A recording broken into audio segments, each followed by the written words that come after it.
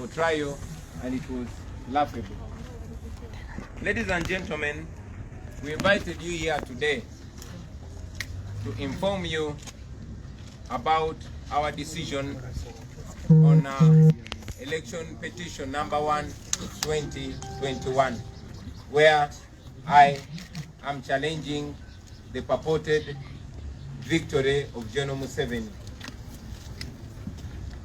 I want to remind you that we were skeptical about going to court. There were two schools of thought.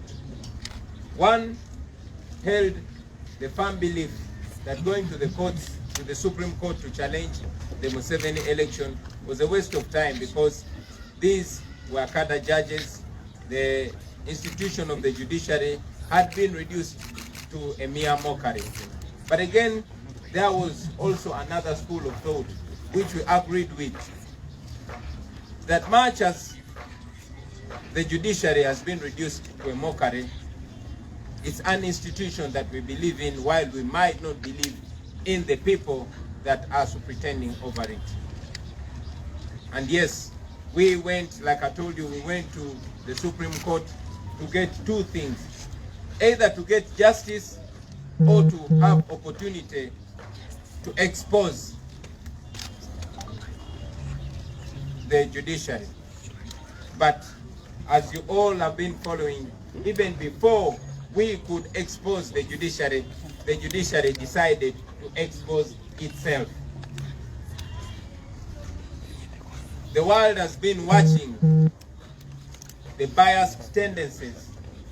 You have seen the bias and double standards that have been exposed by the judiciary, but in particular the Supreme Court.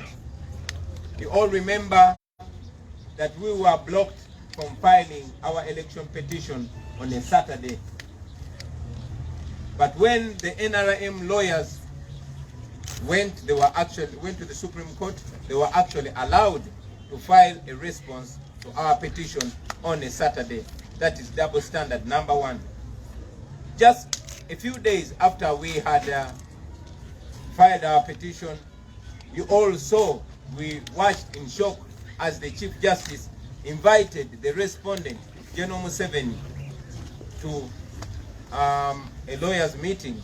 But not only did he invite him, but you all watched the statements that the Chief Justice made before General Museveni.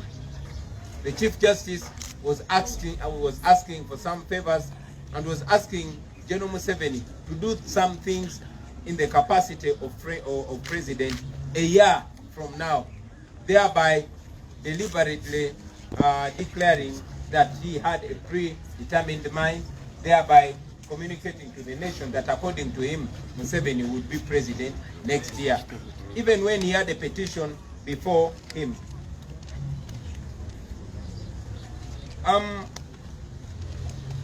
We had observed and indeed raised our voices on the uncomfortable closeness of the Chief Justice with General Museveni.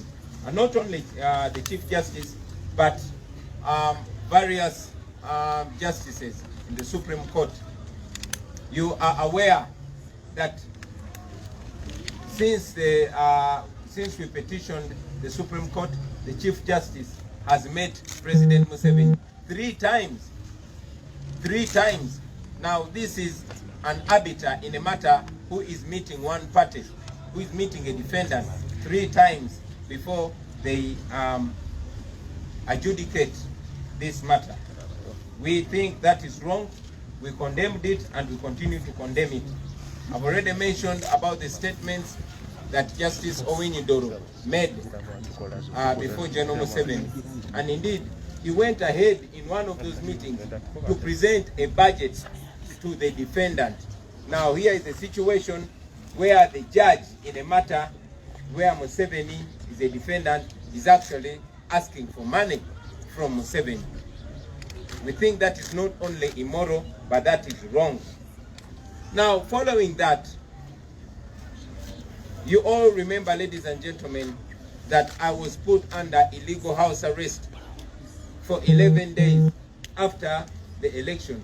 And yet, according to our laws, an aggrieved party is supposed to file a petition within 15 days. Now, out of those 15 days, I was under house arrest for 11 days. It took the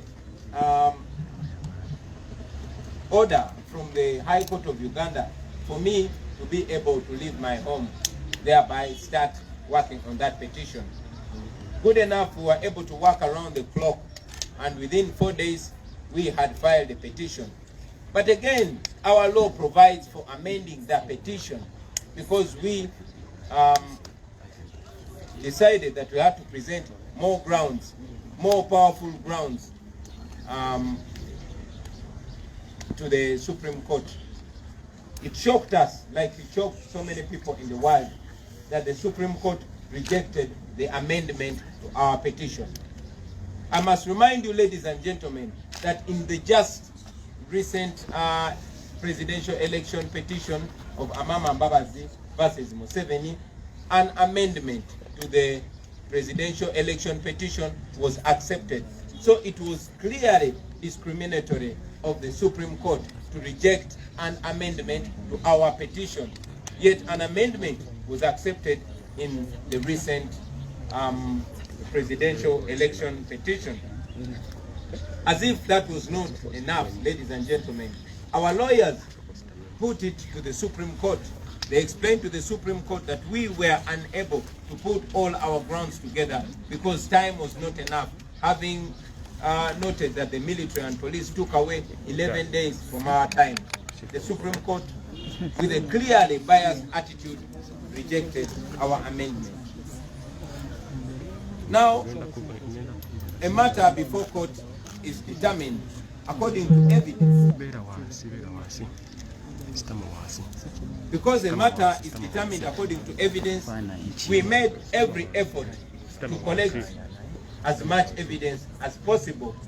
Even amidst difficulty, you are all aware that many of our election observers as national interplatforms, many of our polling agents were arrested and others were and continue to be on the run.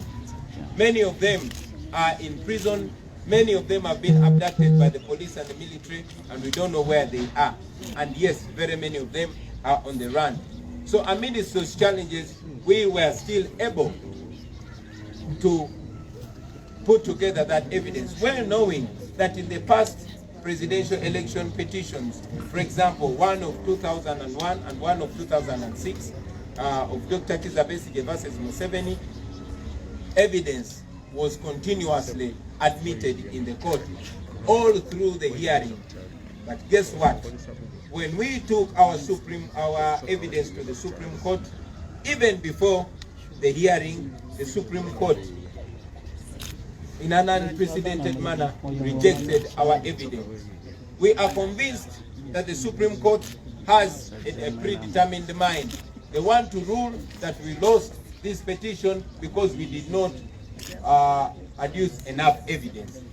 But here is the Supreme Court rejecting evidence. And among the evidence that was rejected was an affidavit by our Secretary General, was an affidavit by a comrade called Kalundi Serumaga of a video which was putting everything clear to the Supreme Court. Videos of the military ballot stuffing, videos of pre-ticked ballots being ticked by the police and the military, videos of places, especially in Western Uganda, where voting did not take place at all, videos of contradicting declaration forms. All that was rejected.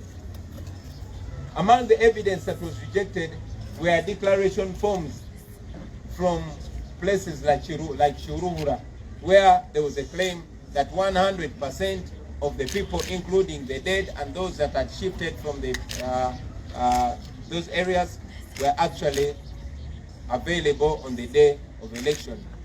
But most interestingly, there is a place called Rwaweba in Gomba.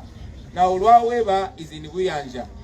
My father, the late J.W. Sentamo, has a farm there, and we have a family there. And in Rwaweba is where more than 7 of our family members were registered to vote from. Now those 7 did not vote because some had been arrested, others had fled because they were wanted, and some were 2 women who were very, very pregnant and did not show up to the polling station. However, interestingly, at the Rua Weber polling station, the voter turnout was 100%. Now, because that evidence was too strong, and it would make it impossible for the Supreme Court, for Chief Justice Owiny Dollo and these people to twist the case, they uncharacteristically rejected that evidence. Up to now, we don't understand why they rejected that evidence. We brought that evidence. At first, it was rejected by the registrar, but because we know that it was within the law for us to bring evidence, there was precedence to that, because Dr. Kizza Besigye had brought in evidence way through the hearing. Our evidence was rejected, and they did not give any substantial reason. So, ladies and gentlemen, well knowing that even while we were petitioning, this office continued to be under lock and key, courtesy of Uganda Police and the military. Even when we petitioned the High Court of Uganda to order the military and police to leave this our office, like it had ordered them to leave my home, so that we could pick evidence from this our office, the High Court did not assist us. Up to now, they've not ruled on that matter. The pieces of evidence that were rejected were way beyond 200, which is very, very clear that the judiciary, the Supreme Court, is not intending to give us justice in this matter. Now, one very disturbing thing is that in the 2016 presidential election petition of Amama Mbabazi versus Museveni, even when by then the days of hearing and determining the case were 30 days,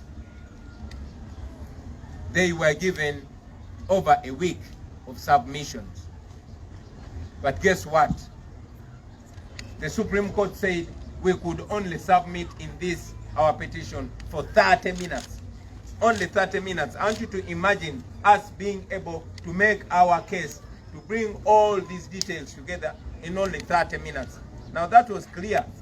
One, the Supreme Court did not want this matter to attract so much attention. Because this is a matter of very high public interest, they did not want the public to, pay so much attention. They did not want to expose themselves. But unfortunately, they ended up exposing themselves even much more bare.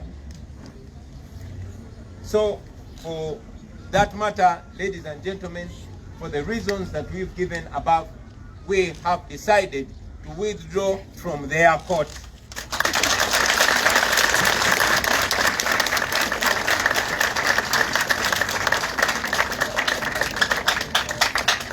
It is clear that Mr. Alfonso Owiny Dollo and the members of his court are not interested in giving Ugandans justice.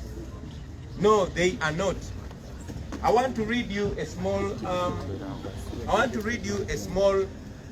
Quote in a book written by Yoweri Museveni and his friend after the 1980 elections. Now this is Museveni writing. He said, in a fascist regime, the judiciary is only a manipulated tool for dictators to carry out their despotic will. The judicial service only serves the purpose of giving the fascist regime a technical semblance of legality in its operations. The weakest and most compromised men are appointed to key positions in the judiciary, in the judicial service, because of their willingness to bend the laws according to the desires of the dictatorial regime. Any man of integrity and professional standing, you can put in brackets Kanyehamba, found on the bench are harassed, humiliated, and summarily dismissed or demoted, and their amenities withdrawn to break their firmness and force them to submit to the dictates of the regime. Meanwhile, Obote continued packing the bench with his sycophants and relations.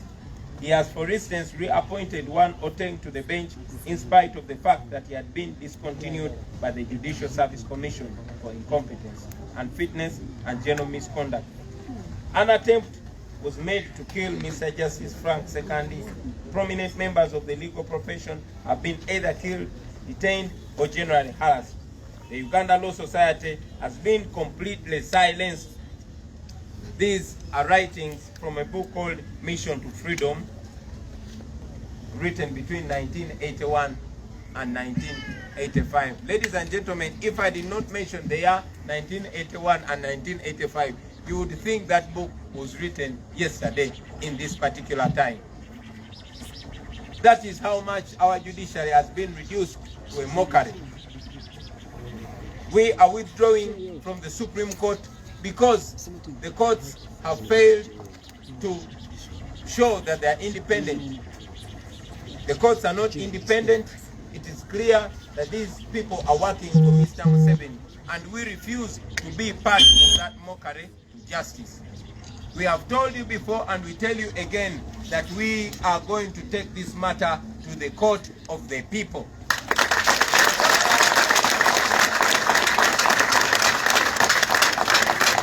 We have told you before, and we are telling you again, that the people of Uganda are going to have the final say in matters concerning their destiny.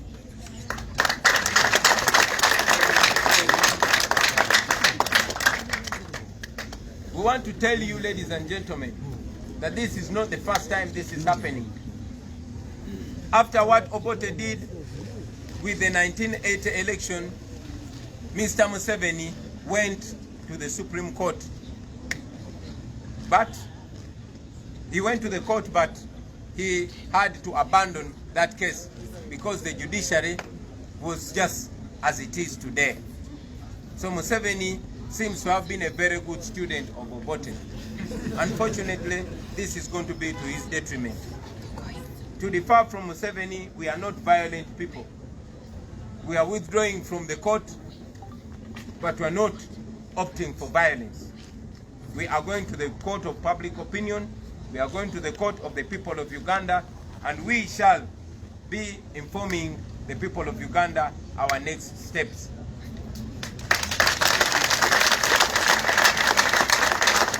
We have therefore instructed our lawyers to withdraw the case from Mr. Owiny-Dollo's court, because it seems like that is not a court to give Ugandans justice.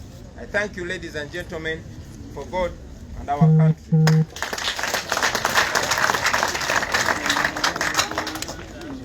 Nemo Uganda.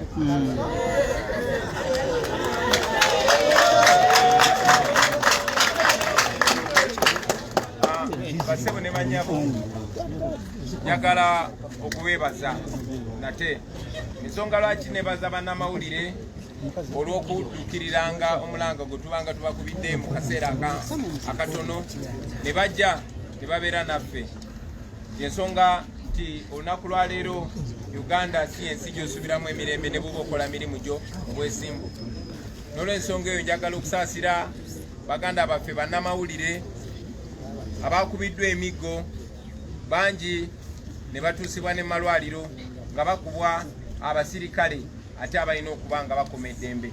Bakubiddwa nga tutwala ekiwandiiko ku ofiisi y'amawanga amagatte ekola ku ddembe ly'obuntu nga twemulugunya olw'okutulugunya abantu nga mutadde bakuba n'obajjako eddembe lyabwe ery'obwebange. Kyanaku nti ku ofiisi ey'ensi yonna ey'eddembe ly'obuntu ate amagye we gazze ne galinnyirira eddembe ly'obuntu naddala ery'abannamawulire. Tubasaasira mikwano gyaffe ne twongera obategeeza nti Uganda gye tutambuliramu. Nalabye wakati mu buswavu n'okwebuzaabuza ng'omwogezi w'amagye avaayo ng'agezaako okubuzaabuza ebyabaddewo, ng'agezaako okuwolereza, naddala okuwolereza omwami eyakulembeddemu abo ababadde mu yunifoomu y'amagye naye nga bakola bikolwa bya kituju, abakubi bannamawulire, omwami gwe bayita Namanya Napoleon. Kyanaku nnyo, naye ekyo kitwongere okulaba wa we tuli nawa gye tulina okulaga singa tuba tusazeewo ffenna nga bannayuganda. Bwetwogerera wano okuwamba abantu baffe kukyagenda mu maaso. N'amakya ga leero waliwo betutegezeddwa tebawambiddwa mu mmotoka ez'ekika kya drone n'emmotoka endala. Abantu bangi bawambibwa baddamu okulabikako nga batemuddwa, nga battiddwa. Bannaffe bangi abalala babateega eyo ne babatta, abalala babatomeza mmotoka, ate abalala babawamba ne babatulugunya, tuddamu balabako nga tebalina njala, abalala nga babasaze n'ebitundu ku nnimi zaabwe naye nga bakyali balamu. Bye bimu ku byatutte ku ofiisi ey'ensi yonna ey'eddembe ly'obuntu, era tukyagenda mu maaso n'okukola buli kye tusobola okulaba nga bannaffe abo si kuteebwa buteebwa wabula nga bafuna obwenkanya. Tuyimiridde wamu ne famire z'abannaffe abo abongera okubuzibwawo. Tetutudde, tugenda kukola kyonna kyonna ekisoboka tulabe nga bannaffe abo balabika ate nga bafuna obwenkanya. Mu mbeera y'emu bassebo ne bannyabo, bannaffe bangi omuli Nubian Lee, Eddie Mutwe, Danny Magic n'abalala abaakwatibwa awamu nange ng'ennaku z'omwezi 30 omwezi gw'11 mu bizinga by'e Kalangala. Nze eyali abakulembeddemu ne siteekebwako omusango, wabula bo ne babasaako omusango newankubadde baakwatibwa ng'ennaku z'omwezi 3 omwezi gwa Novemba, babasaako omusango nti baaguzza ng'ennaku z'omwezi 3 January nga bali mu kkomera. Omusango gw'okubeera ne magazini y'emmundu bonna abantu abali basukka mu 100.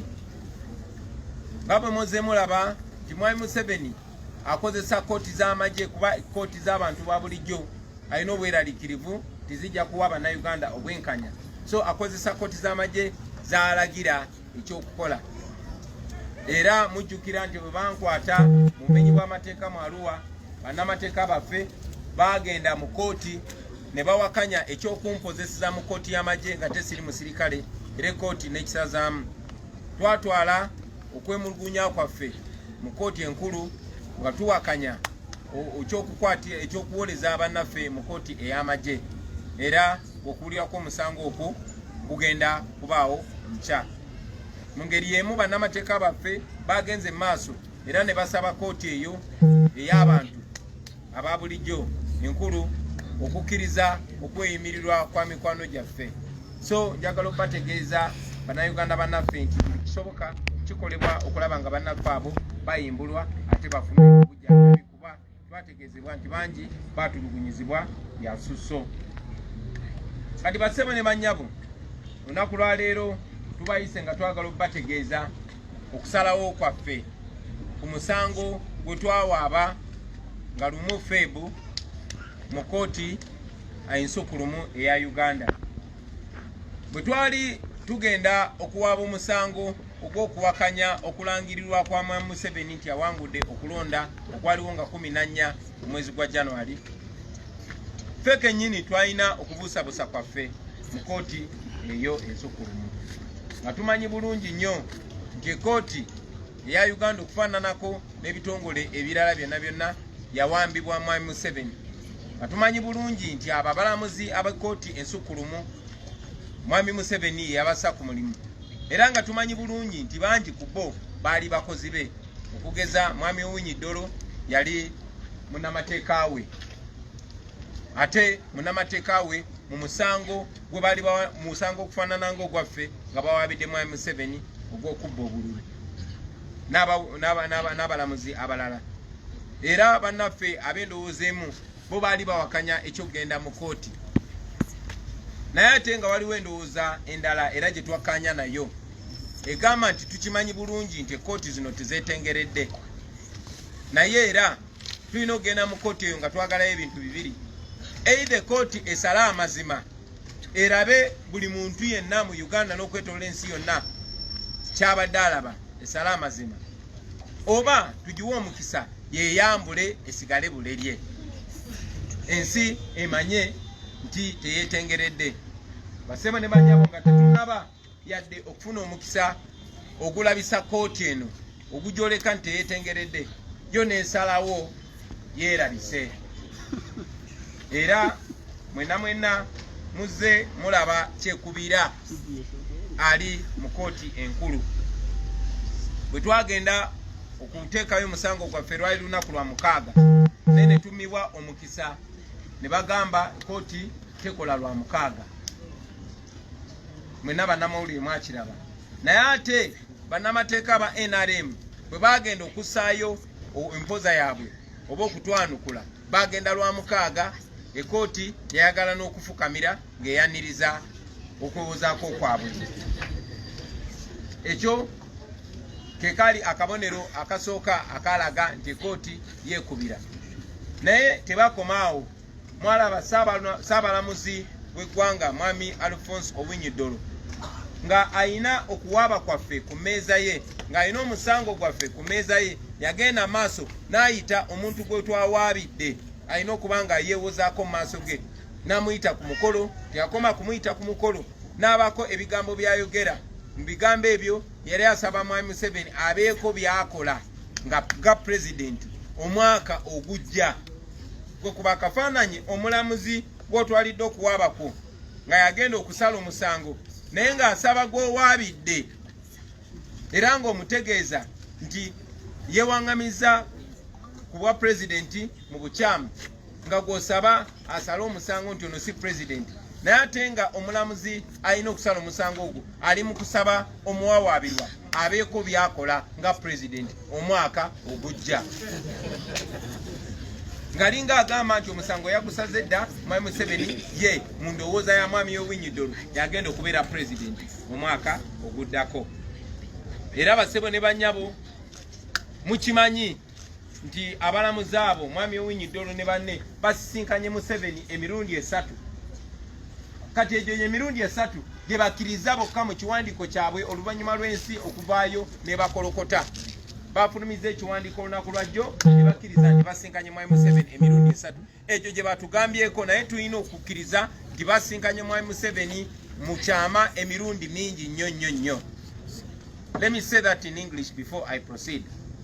Even though the judiciary communicated that they've only met Mr. Museveni 3 times, we are convinced they've met him in secret many more times, which is immoral, which is an exposure of their biasness and their impartiality. Kanzireyo mu Luganda.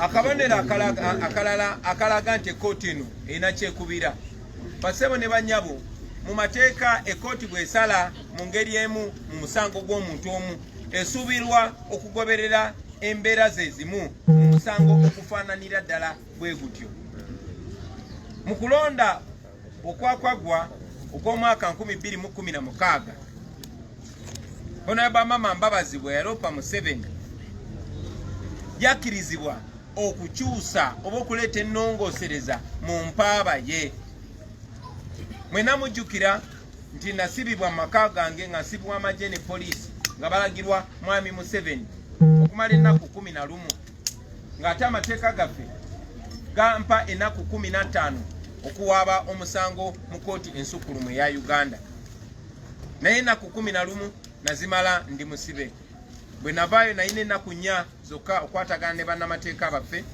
okuwaaba omusango twakikola ekyo mu budde obwo naye nga tumanyi nti amateeka gatukkiriza okuleeta ennongoosereza okuleeta ensonga endala ezirina okwesigamibwako ekooti okusazaamu okulonda okwo ng'emu ku nsonga yali nti mwami Museveni yali tasaanidde mu mateeka kwesimbawo kyewuunyisa nnyo buli muntu abamanyi amateeka n'ababadde bagagoberera okulaba nga ekooti ensukulumu ekulembeddwa mwami Owiny Dollo yatugaana okuleeta ennongoosereza mu musango gwaffe nga Mama Mbabazi ekooti y'emu yamukkiriza naye ffe netugaana mwana wattu netewana ensonga netugamba tuganye okuleeta ennongoosereza yammwe naye tujja bbawo ensonga oluvannyuma balabika ensonga eyo bakyagiyiiya paka kati.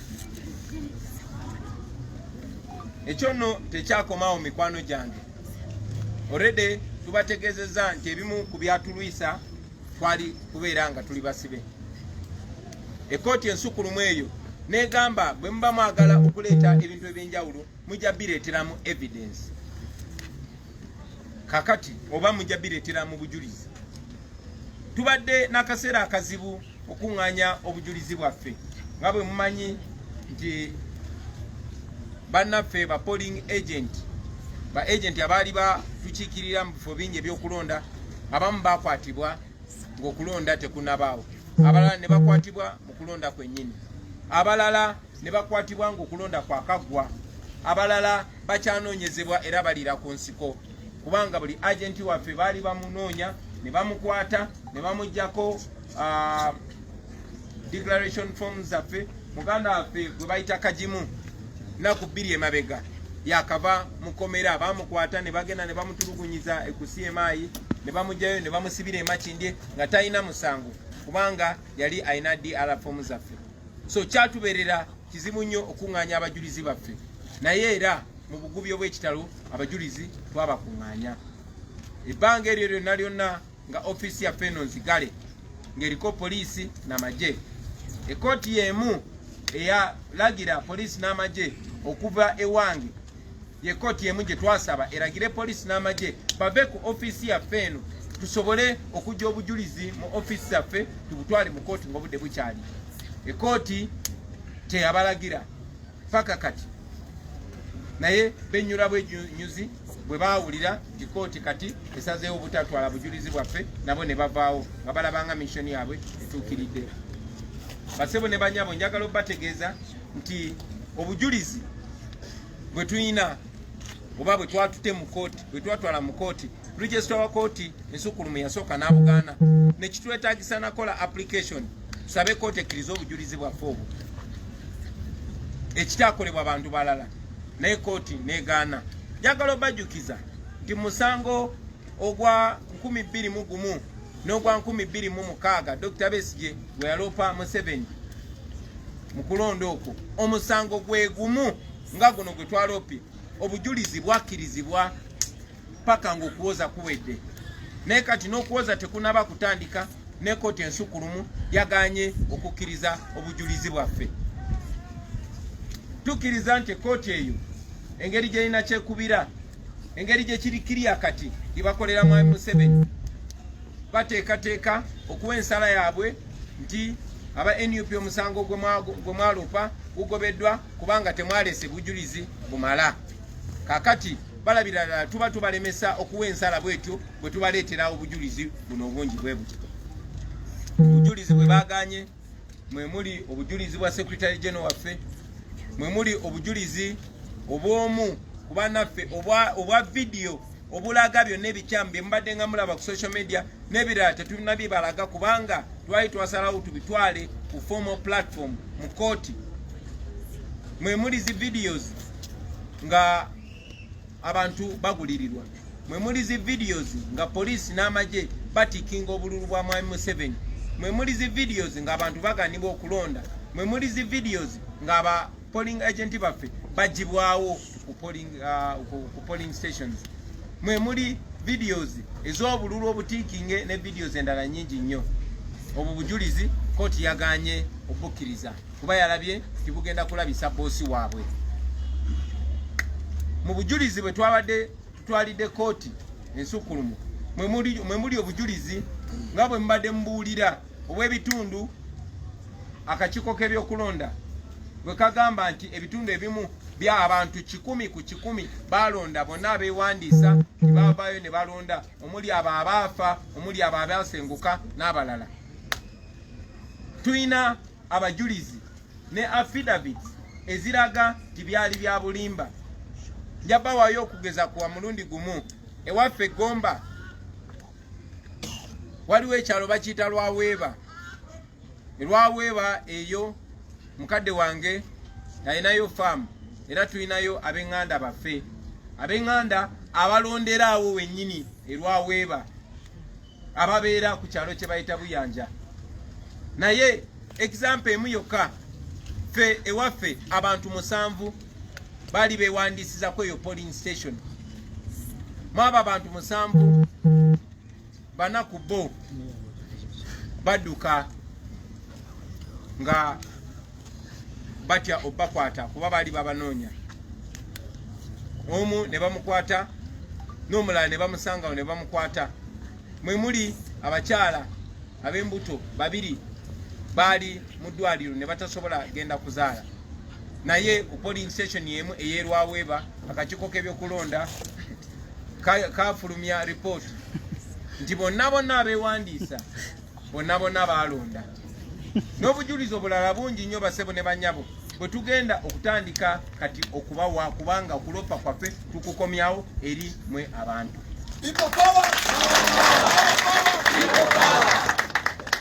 Ng'ovudde ku ekyo kati ate waliwo ekirala ekyewuunyisa mu kulonda okwakaggwa mu musango ogwali gwakaggwa ogwa 2016 nga Maama Mbabazi awabira Museveni newankubadde ng'etteeka eryo tebannalikyusa omusango baali bagwa ennaku 30 okuguwolezaamu ne gusalibwa naye wadde omusango gwali guweebwa ennaku 30 ekkooti ensukulumu yakkiriza okuwoza ne kubeera kwa nnaku 7 wiiki namba.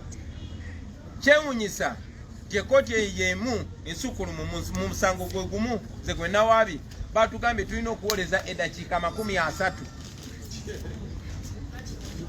Ekyo kiraga nti ekkooti ensukulumu teyagala bannayuganda bagoberere musango, teyagala kugirabisa, teyagala mazima agalabike, eyagala tubiwandike buwandisi byonna bibeere mu nzikiza nga Mwami Museveni era bwe yakola n'ajjako intaneti nga yagala ebyokulonda bibeere mu nzikiza ne kkooti ensukulumu ng'eyagala byonna bibeere mu nzikiza.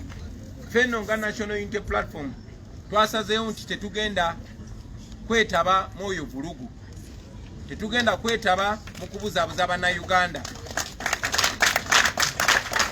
tetugenda kwetaba mu kabadi kaabwe ne Mwami Museveni okubuzaabuza bannayuganda. N'olw'ensonga ezo ze tubawadde basebo ne banyabo twasazeewo omusango tugugyeyo mu kkooti yaabwe tuguze mu kkooti y'abantu.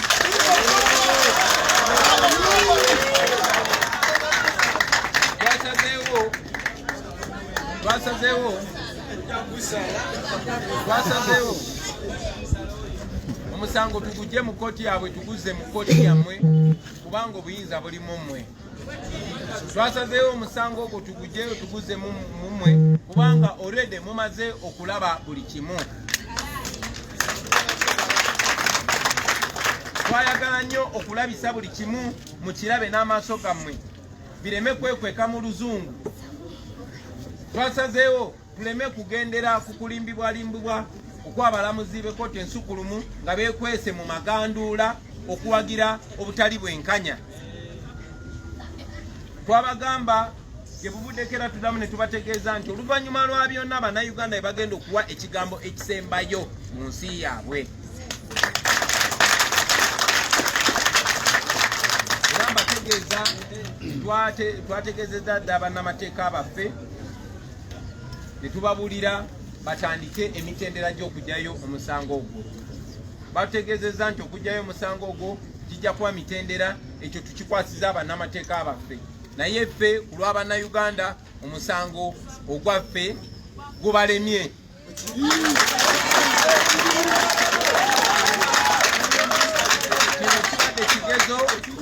Kino kibadde kigezo ng'akakiiko k'ebyokulonda bwe kagwa kino ekigezo ne kkooti ensukulumu nayo egudde kino ekigezo. Era omusango gwaffe tugenda kuguwaaba eri mmwe bannayuganda.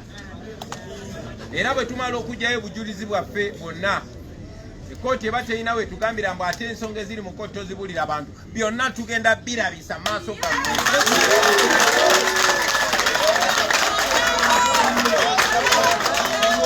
Omusango tugenda gwanjulira bannayuganda okuva ku A paka ku Z, then mwe mugenda okusalawo.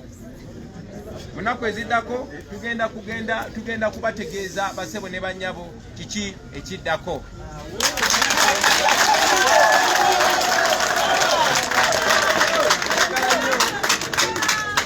Njagala nnyo okubajjukiza basebo ne bannyabo nti wano we tuli si gwe mulundi ogusoose. Emyaka 40 egiyise mu mwaka gwa 8 nga bwe tubisoma mu byafaayo ng'Obote amaze okukola nga Museveni kyeyakoze ekyenjawulo nti ate ye Museveni yamusinzeeko okikozesa obuswavu n'obutaba na nsonyi. Mwami Museveni yagenda mu kooti n'awaaba, era bwe yalaba tafuna bwenkanya omusango yagulekayo mu kooti n'agenda mu nsiko. Ffe twagala okubategeeza nti tulina obuntu bulamu, tuli decent okusinga Museveni, tuguddeeyo mu butongole. Era omusango guno tusazeewo tugutwale mu bantu mu butongole.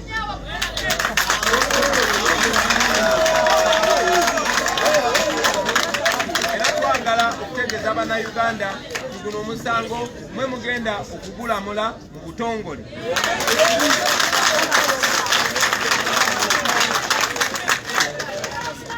Nga bwe tubadde tufuba basebo ne bannyabo okumakinga sure buli mutendera mugutegeera, nga bwe tufubye mu process y'okulonda yonna buli kimu ne mukitegeera, era tewakyali akyasobola balimba kati nti Museveni teyabba, tewali akyasobola balimba kati nti akakiiko k'ebyokulonda akali tekeetengeredde era tekagoberera mazima. Mu mbeera y'emu saawa zino mukiraba, naye twagala okuyita mu buli butendera nga tubalaga step ku step nga ekooti ensukkulumu eya Mwami Owiny Dollo bwe talina kigendererwa n'omulundi n'ogumu kusala mazima okuba kuwa Bannayuganda bwenkanya. Tugenda buli bujulizi okububanjulira step by step nga tumaze okubujjayo mu kooti yaabwe. Bwe tumala abasebo ne bannyabo tugenda bategeeza kiki kye tulowooza ekirina okuddako.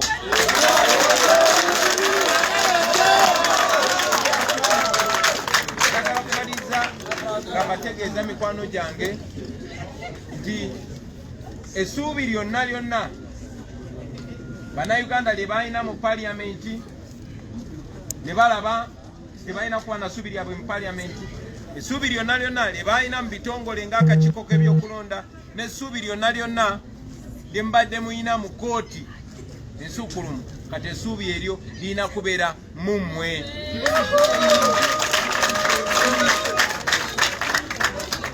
Buli lunaku oluyitawo, buli ssaawa eyitawo egenda ebalaga nga bwe mulina okwebereramu, nga bwe tulina okwebereramu ffe nga Bannayuganda.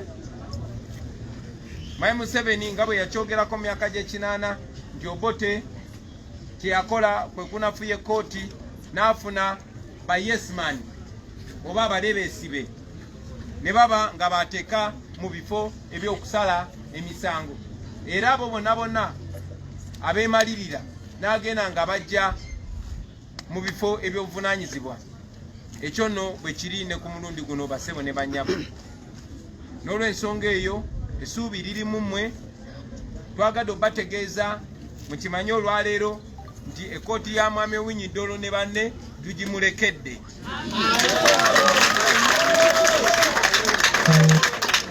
Kubanga si ya bwenkanya teyeemaliridde, omusango gwaffe tugukomyawo mu mmwe abantu basebo ne bannyabo.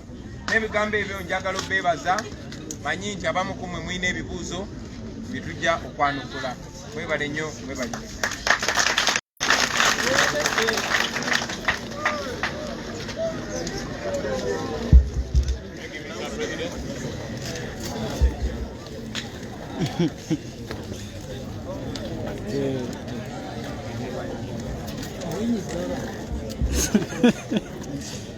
Owiny Dollo. Remember microphone, musogela nnyo. Okay, let's take any questions if there are any. Shamil. Thank you. My name is Shamil. My first question is the court already said the court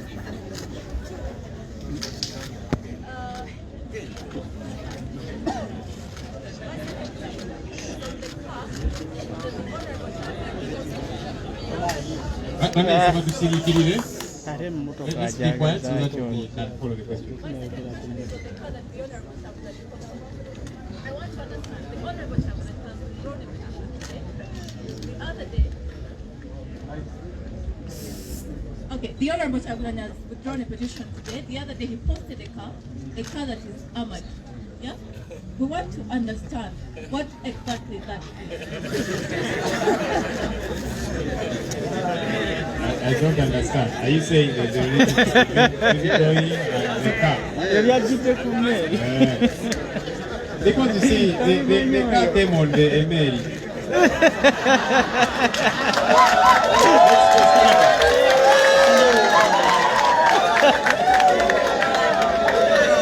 Next question. Yes, Patricia.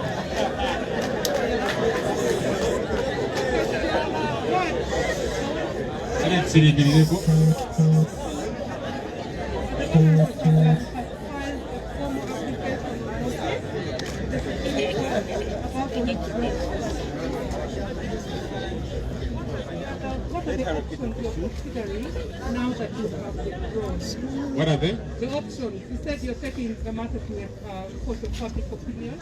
So what are the options that are on the table? Just to The option. Okay. Yes, Mkulu. Okay. Yeah, my question is, I have two questions. You can just project. Okay. The first question is, part of the reason why you've been losing these cases in court is that your lawyers have been You failing. said part of the reason we have been losing these cases. It's Yes, the first time we are in court. the reason, no, because there were two applications that have been lost in that court so far. One of them is that your lawyers failed to present the evidence in the time they agreed in court, and they were in court when these timelines were being given. Do they also take a part of the blame for what has happened to your case in court? Failure to, to act as court has directed. And number two,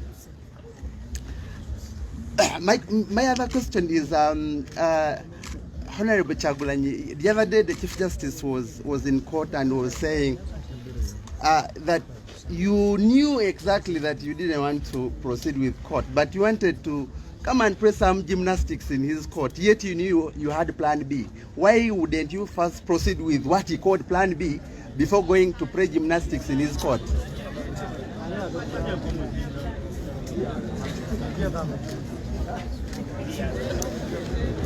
Okay.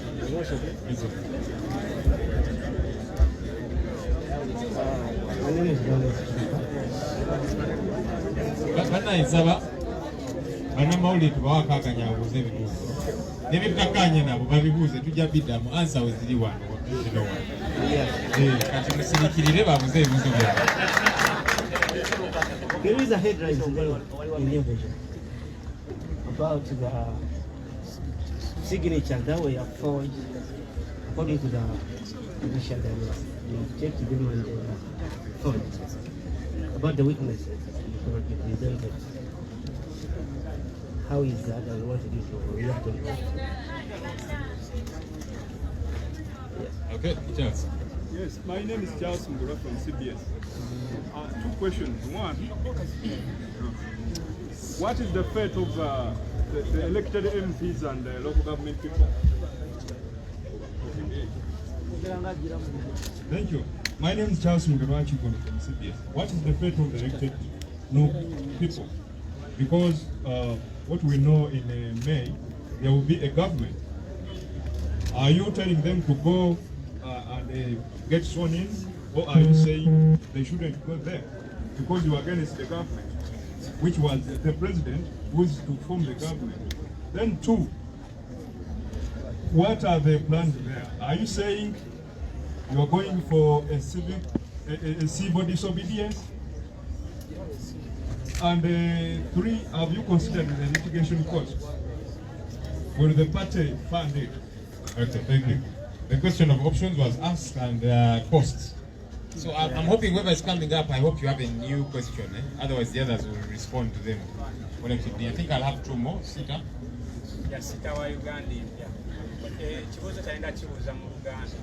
Abazadde bazze batutuukirira era nga basiimye enteekateeka National Unity Platform okugenda ku human rights. Naye abazadde abamu babadde bagamba nti abaana abamu ku basesemye abaali bawambibwa boogera okusinziira ku bye bajjukira, boogera wadde babadde babakola ki, babawambira.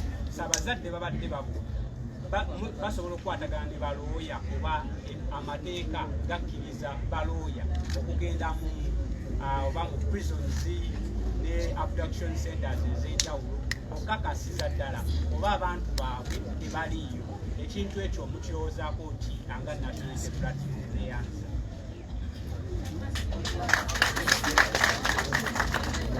Neyanza Nyonza Frank kola n'olujjuliro.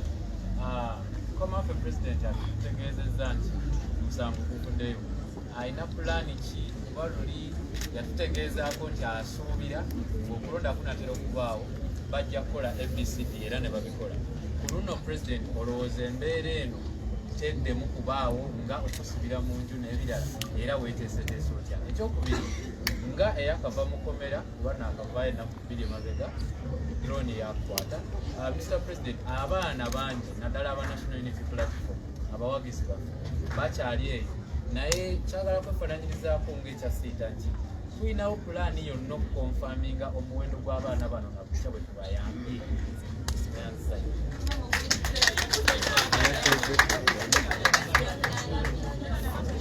Okay, I'll have just one final one. Nze neswekayo ng'okola ne BBC. President mu bantu abavayo kusulalinga affidavit, mu bantu 10 abavayo gwe wasimba nabo kuvuganya Mwami Museveni, ofunako omu yekka Mwami Joseph Kabuleta. Newe mwali ku Africana mwatulaga nti mulina enkolagana ey'awamu nga mwenna abeesimbyewo. So ki ekyaddako era abalala baabulyawo mu nsonga zino? Okay, one more. President, tulina bye tuwulira nti singa omusango guno guba guvuddeyo mu kkooti olina okusasulira Pulezidenti Museveni. Kibuuza ate kya kosti bakibuuziza dda badde ntambuza mayiko kyabadde mu luzungu. President yagodemu ebibuuzo tuli mu reverse. Kyabadde mu luzungu.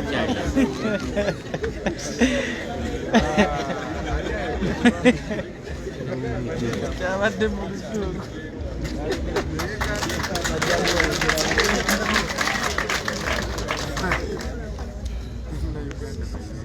Thank you very much. One journalist asked us about the costs. You notice that the NRM lawyers are so excited because they want us to go on with the case that they have rendered lame so that they can have a judgment in their favor. And they are intimidating us, telling us that if we exercise our right and withdraw from a court that is clearly biased, that they will slap us with costs. I want to tell them in no unequivocal terms that we are not scared.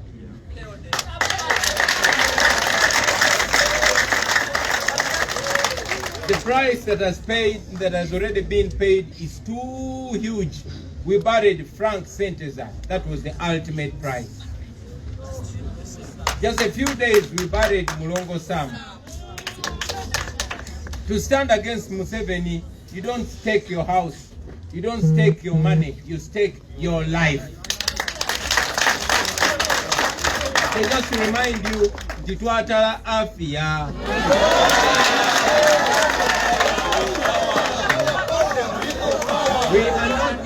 We are not going to be intimidated by anything. We shall say everything the way we believe it. That is why we started by telling it straight, face to face, telling Museveni. And that is why we are telling the Chief Justice, and we will tell anybody that stands on the side of injustice. Because the confidence to stand against what's wrong is all we have. We are going to be assertive and we shall tell them. And when we don't see them offering us justice, we shall walk away from their cause like we just decided to do.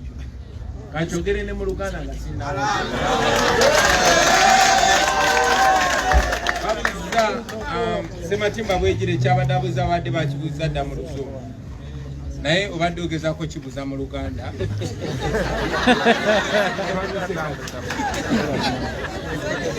Obuuza kuba NRM abagambye bwe tunaava mu kooti bajja tusaba okubaliyirira.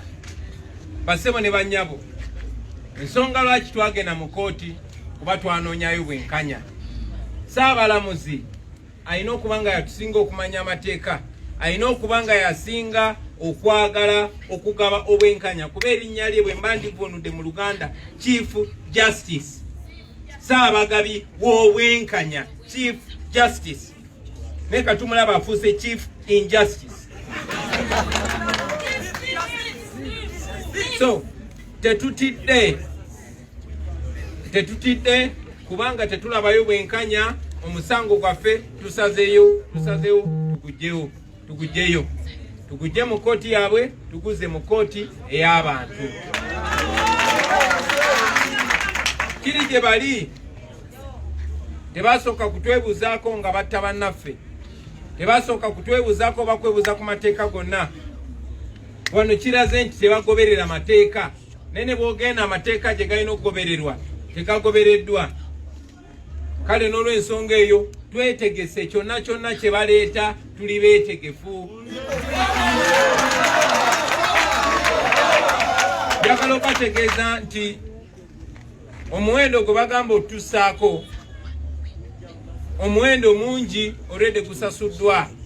Frank Senteza yasasula n'obulamu bwe. Rita Nabukenya yasasula n'obulamu bwe. Yasini Kauma yasasula n'obulamu bwe. N'ennaku ntono nnyo twakaziika Mulongo Sam yasasudde n'obulamu bwe. Bwe twasalawo okwanganga Museveni n'obwannakyemalira bwe twamanya nti kuno kutala. Tetwatalayo ssente, tetwatalayo nyumba oba bya bugagga, twatala bulamu tebayita okutala afya. N'olw'ensonga eyo tuli beeteefuteefu era mwenna bannayuganda tubasaba mutuseewo amaaso abiri mutunenkaliriza. Buli ekigenda okugenda mu maaso njagala kituyambe okumanya baani abatufuga, nangeri ki gye batufuga, nangeri ki gye bawambye ebitongole bya gavumenti, nangeri ki gye bakozesa amateeka mu ngeri emenya amateeka,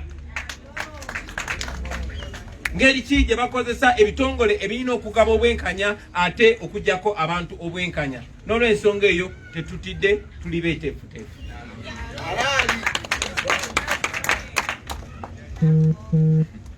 Bambuziza ku ky'emmotoka lwaki oleeta diversion? I was asked about a bulletproof car that was gifted to me by our supporters whose names we shall not mention. It is true, ladies and gentlemen, after surviving numerous assassination attempts, after bullets being fired at us, Ugandans here in Uganda, but most importantly those in the diaspora, gifted us with various items that would help us keep safe, including bulletproof vests and ballistic helmets. I wore some and gave others to the team. We thank them. The same people of Uganda moved a campaign to fundraise and buy a bulletproof car for their president.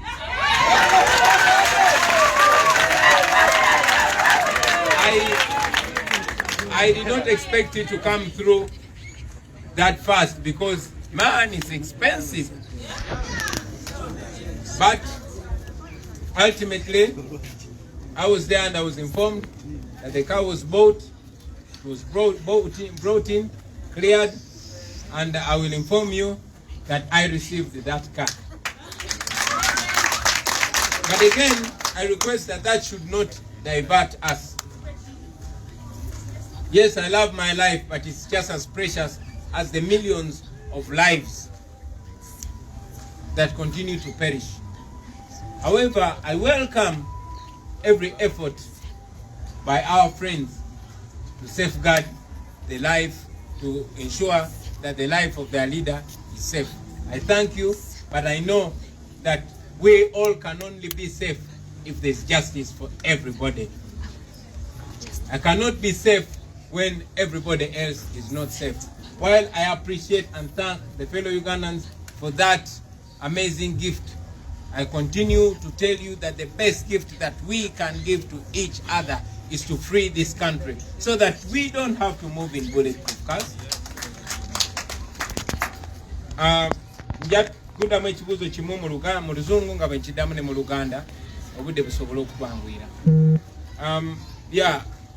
Emotoka etayita mu masasi basebo ne banyabo nga bwe mujjukira oluvannyuma lw'okuwona ettemu eryali tutegekeddwako, oluvannyuma lw'okuwona amasasi bannayuganda baatuwa ebirabo mwali jaketi ezitayita mu masasi, mwali ebisepeo ebitayita mu masasi, n'enyambalako ezimu endala neziwa bannange ne bazikozesa, naye tebakomaawo ne bateesa n'okungulira emmotoka etayita mu masasi.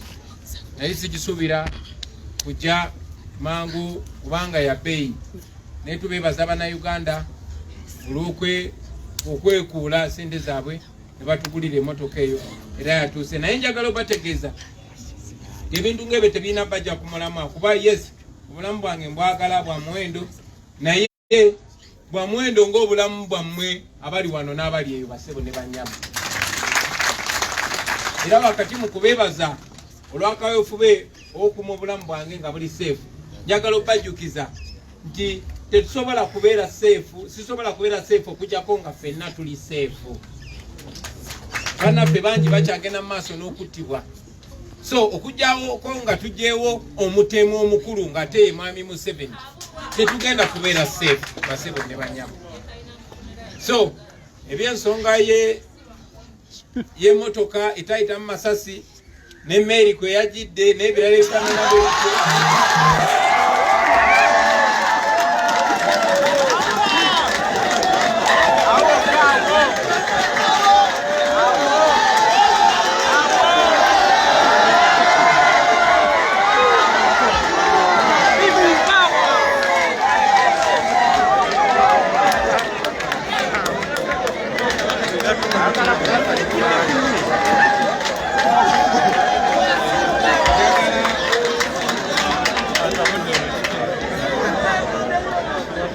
njagala okubajjukiza mikwano gyange mwenna nti omulimu ogusinga, omulimu omukulu guli naffe bannayuganda, guli eri mmwe abantu aba bulijjo, mu abantu be bayita abantu ba wansi, yemmwe musinga obukulu mu kaweefube waffe ono. Enkyukakyuka yonna gye twagala ffe tugenda ogyetuusaako nga bannayuganda, si muntu mulala. Abalala bo bajja kutusanga busanzi. Abaganda bagamba nannyini mufu awawunya, tweteeketeeke tukwatewo kubanga tugenda kwata.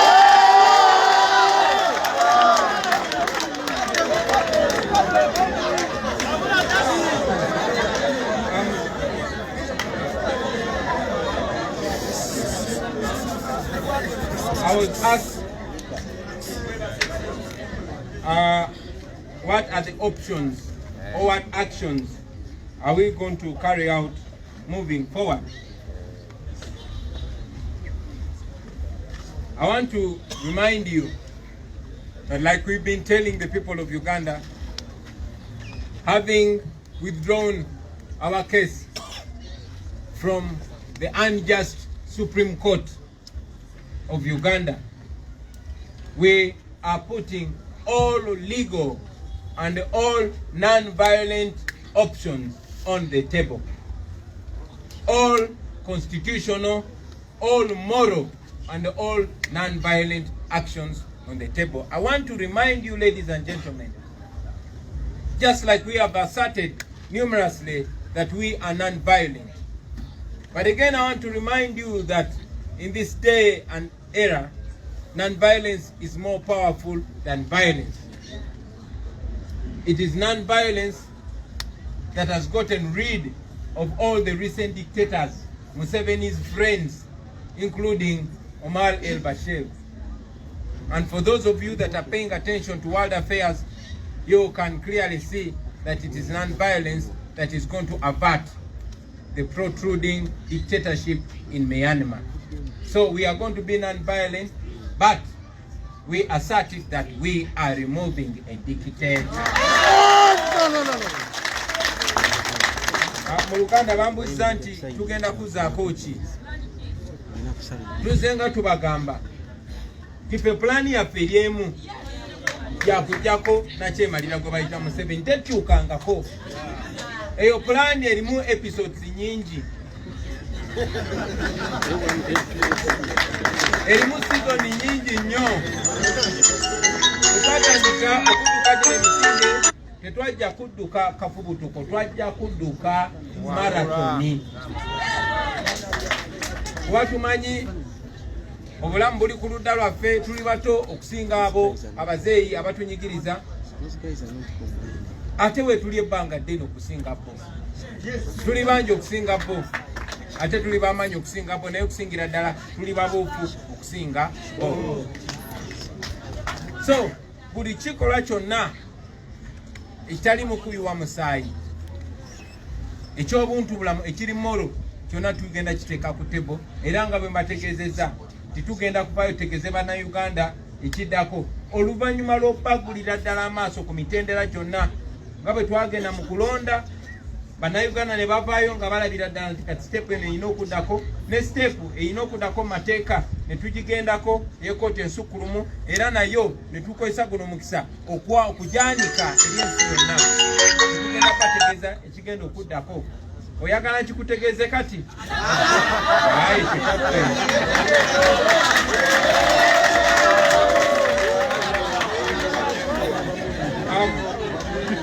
One of the journalists who I saw was kind of criticized by asking these questions. First of all, I want to remind you that we are tolerant people. We are people that listen to every question, and we will answer it as eloquently and as sincerely as we are able to. So the Chief Justice Owiny Dolo went rather personal, and in his submission, which in my opinion was a quarrel and an attack on my person. First of all, I want to inform you that we didn't lose any case. And much as you might make every effort to put the blame on our lawyers, I want to remind you that the same court operating on double standards rejected with us what it accepted with other petitioners. So that is clearly bias. That is lack of independence. He went ahead to say that we came to court with an intention of leaving the court. He has read from our attitude that we do not condone injustice and we don't accept it no matter who it is coming from, even when it is coming from the Chief Justice. So, we have every right.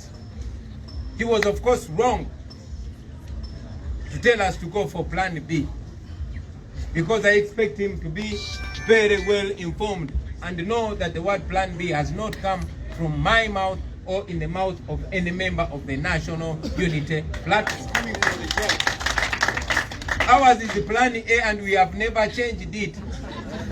That Plan B is coming from the mouth of Mr. Owiny Dolo, not me. So he might as well want to help us answer the questions that have been asked all our comrades that have been abducted, taken into illegal detention, beaten. All the people that have been abducted, they ask them one question: what is your Plan B? We have not talked about that. They know who talked about that Plan B. First. And secondly, it is the Chief Justice that is talking about Plan B. That we are speaking our people, asking about them about Plan B. And here we have a Chief Justice mentioning Plan B. So if you can add the dots, you can know where the injustice is coming from and where it is rounded. Kanchide mu Luganda. Oba yakibuza engeri gyakubuza mu Luzungu ne bwekoma. Munamawulire waffe atubuuziza newankubadde abamu bamwakanyiza njagala omutegeeza nti tuli bantu abaaniriza n'endowooza zitafaanagana na zaffe. Njagala okuwabula nti tewali musango gwonna gutusinze, wabula okugaana obujulizi bwaffe obwo bukyamu bwa kooti ensukkulumu, kubanga yagaanye obujulizi bwaffe ate ng'obujulizi bw'abantu abalala yagenda ebukkiriza mpaka omusango gwo gwamala okuwozebwa. Naye ffe tunaabana kutandika kuwoza ne bagaana obujulizi bwaffe. Tukkiriza nti obujulizi obwo baabuganye kubanga baalabye obujulizi obwo bugenda kusingisa bosi waabwe omusango. Tukimanyi nti ekooti ensukkulumu era nga bannayuganda babadde bagamba tebadde eteekateeka okugamba nti omusango gwammwe tugugobye kubanga temwaleese bujulizi bumala. Kati ate batulaba tuleese ebisero n'ebisero eby'obujulizi. Balabidde ddala nga tubalemesa okulanga omusango gwabwe gwe baasaze edda nga tutanaba na kutandika kuwoza. Ensonga lwaki baaganye obujulizi bwaffe. So ekyo tekiri ku ffe. Mpozi n'okujjukiza nti kikyamu Ssaabalamuzi w'eggwanga okutuusa ebigambo Mukama. First of all, bwe yabadde ayogerera ekooti mu ndaba yaffe yabadde ayomba buyombi. Ekintu ekikyamu eri omulamuzi. Naye tokusingira ddala n'agamba nti twajja mu kooti nga twagala kuvaayo. Twategeeza ensi nti ekooti bw'eneeba nga tesala mazima tujja kugenda mu kooti y'abantu. Era tebaatulinze nagenda mu kooti y'abantu, bondooza tebaalabye bukyamu byabyo bakola kubanga babimanyidde ne beerabisa. Era ensi yabalabye. Mpozi n'okubajjukiza baganda bange nti bannaffe bonna abo be mulabye bawamba drone beziwamba ne babatwala mu makomera g'amagye ne bamalayo ebbanga wiiki myezi abalala babulidde myaka. Abavaayo batutegeeza nti babatulugunya bababuuza nti pulaani B yammwe yeriwa. Newankubadde bamanyi ekigambo pulaani B waje kyava, newankubadde bakimanyi nti ffe pulaani yaffe eri emu yakujjako Mwami Museveni ye pulaani yaffe A, era tugigoberera eri mu sizoni za njawulo naye tugigoberera. Tewali pulaani ndala okujjako ey'okujjako Mwami Museveni. So okulaba nti ate Ssaabalamuzi ate yatubuuza pulaani B, atubuuza ebibuuzo bennyini ebibuuzibwa bannaffe nga bali mu batulugunya. Ekyo kituleetera ebibuuzo bingi naye nakyo tujagenda tukinoonyereza ekinaaba kyetaaze naye tujja tumutwala mu kooti y'abantu.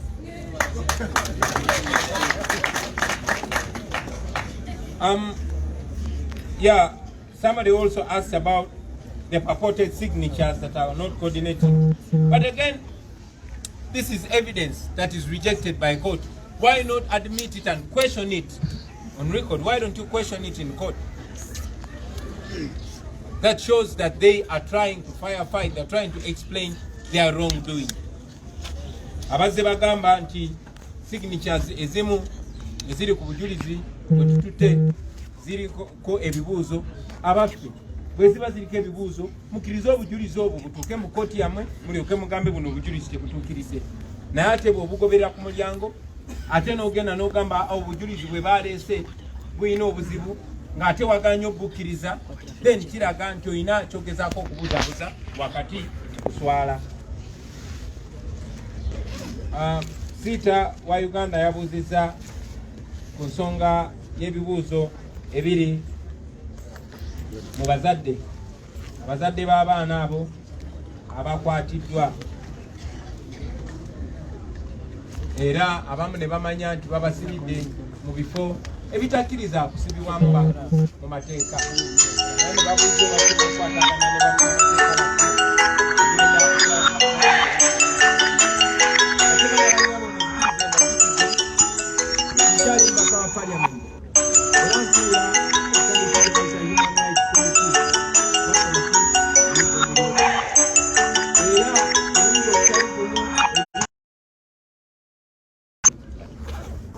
ku miryango gya safe house ezo. Mwami eri tumwine nayimba wawa kawuyimba n'agamba nti ye tali answerable ku komiti ya ddembe ly'abuntu eya parliament. So ebyo oluvannyuma lw'okubeera bwebityo basebo ne bannyabo yemu ku nsonga lwaki twabategeeza nti ebitongole bya wano byonna buli kye tutuukamu either tuba tukiwadde omukisa okukola ekituufu oba tuba tukiwadde omukisa okwerabisa kyanaku ebitongole ebisinga byetutuuseemu bisazeewo okukozesa mukisa ogwo kwerabisa era yensonga lwaki twalinnye eddaala kati ne tugenda mu kitongole kya United Nations naye nga bwe mbategeeza basebo ne bannyabo nti ng'ebitongole ebisingako ku byawano mu Uganda nga bwe bikyakola omulimu gwabwe nammwe njagala obategeeza nti mulina omulimu munene nnyo. Tetutuula tubeera twogerezeganya tubeera tutakola emitwe era nga bwe mbategeezezza titugenda kuvaayo tubategeeze ki kye tusobola okukola ki kye musobola okukola mwe nga bannayuganda.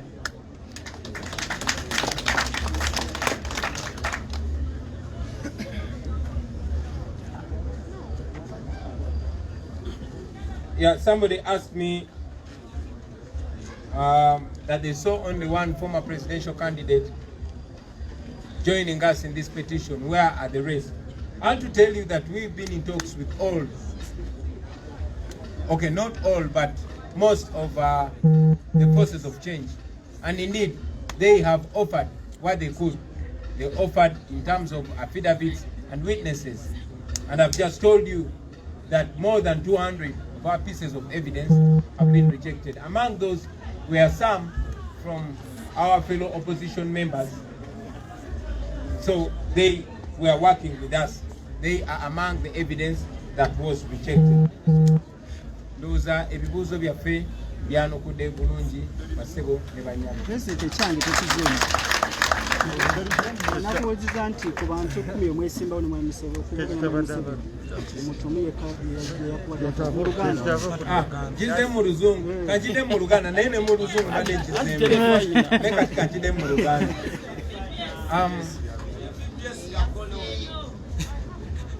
Lwesimbawo abantu bangi era tubadde tuwuliziganya ne bannaffe omuli Dr. Besigye ne ttiimu ye eya FDC omuli General Mugisha Muntu n'abalala era batuyambye nnyo mu ngeri y'okutuwa obujulizi mu ngeri y'okutuwa affidavits n'abantu bangi abajulizi bangi okuva mu ttiimu zaabwe batuwadde obujulizi ate obujulizi obw'amaanyi obwo bwe bumu ku bujulizi kooti ya mwami Owiny Dollo bwe yaganye okutwala. Oba oli awo baatidde nga balaba obujulizi bw'amaanyi era baatidde nga balaba ate abantu bangi omuli nabo be twavuganya nabo abayimiridde naffe. Ndowooza nkwanukudde bulungi ssebo. Mwebale nnyo basebo ne bannyabo mwebalire ddala lwa Katonda n'ensi yaffe. Okay, thank you very much, ladies and gentlemen. Happy Thursday. Hey. Never to tell me.